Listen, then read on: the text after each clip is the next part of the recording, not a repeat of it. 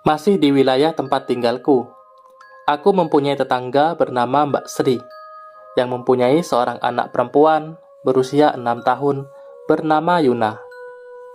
Di depan rumah Mbak Sri terhampar pematang sawah yang cukup luas. Itu adalah sawah milik Mbak Sri yang dikelola oleh Pak Nur, suaminya. Persis di sebelah kiri sawah itu terdapat sungai Wingit atau angker yang konon menurut penuturan beberapa warga terdapat ular sejodoh di sungai itu. Ular-ular itu sebesar paha orang dewasa. Banyak yang beranggapan bahwa itu bukan ular biasa, tetapi ular siluman. Karena pernah ada kejadian, suatu saat ada seorang warga yang berhasil menangkap salah satu ular itu.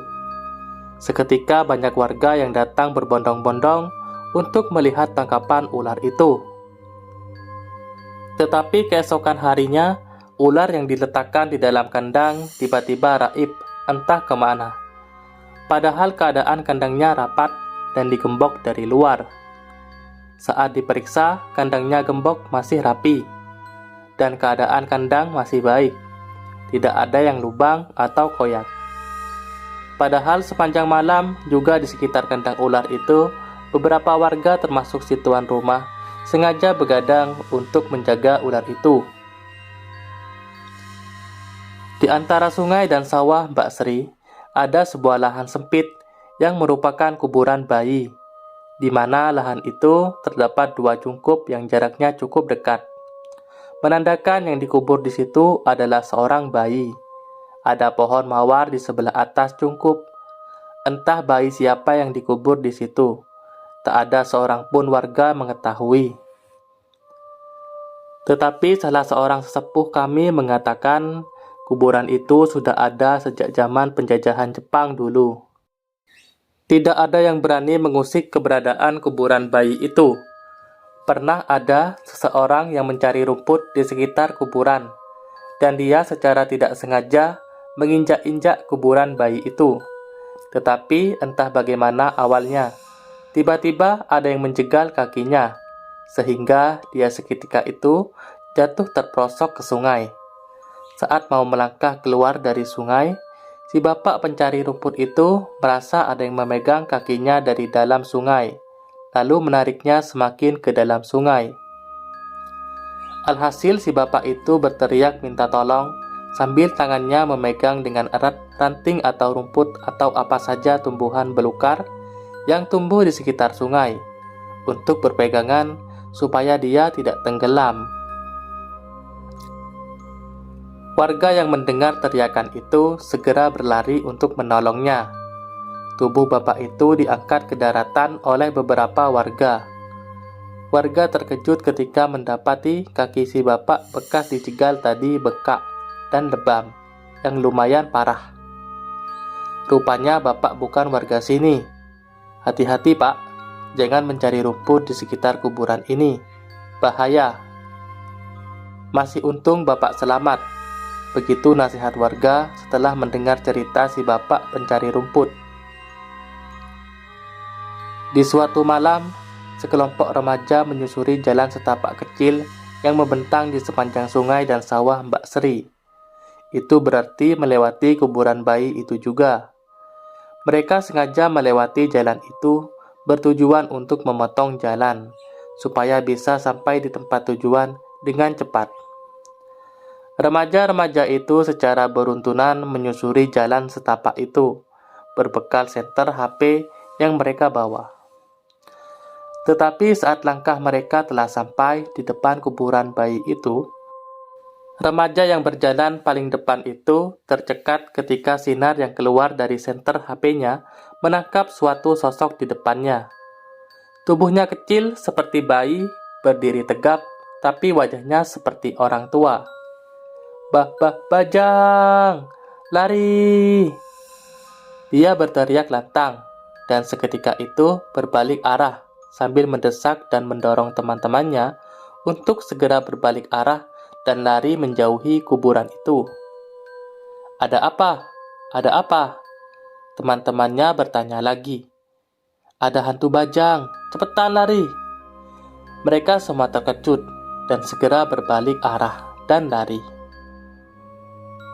Kehebohan para remaja ini menarik perhatian beberapa warga yang malam itu tengah ronda malam. Dan para remaja itu menceritakan penampakan yang baru mereka alami kepada peronda malam itu.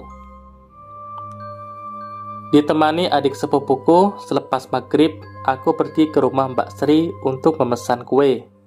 Ya, Mbak Sri ini selain sebagai ibu rumah tangga, dia juga mempunyai usaha menerima pesanan kue. Kebetulan, besok akan ada kedatangan banyak tamu di rumahku. Jadi aku berencana memesan kue kepada Mbak Sri untuk suguhan tamu besok. Tiba-tiba aku melihat di halaman rumah Mbak Sri berseliweran hantu bayi bajang itu. Ia mengitari halaman dengan langkah kaki yang lincah dan gesit, namun tidak menyentuh tanah. Badannya memang kecil, seukuran bayi, tapi ukuran kepalanya besar seperti kepala orang dewasa. Rupanya hanya aku yang menyadari keberadaan hantu bajang ini, dan sepupuku tidak mengetahuinya. Buktinya, dari tadi dia melangkah tenang, sementara aku terus gelisah dan menggenggam erat tangan sepupuku itu. Entah kenapa tiba-tiba pikiranku tertuju kepada Yuna, anaknya Mbak Sri. Aku merasa khawatir, jangan-jangan hantu bayi bajang ini hendak mengganggu si Yuna. Namun segera kutepiskan pikiran buruk itu, berharap firasatku itu tidak benar dan tidak akan terjadi.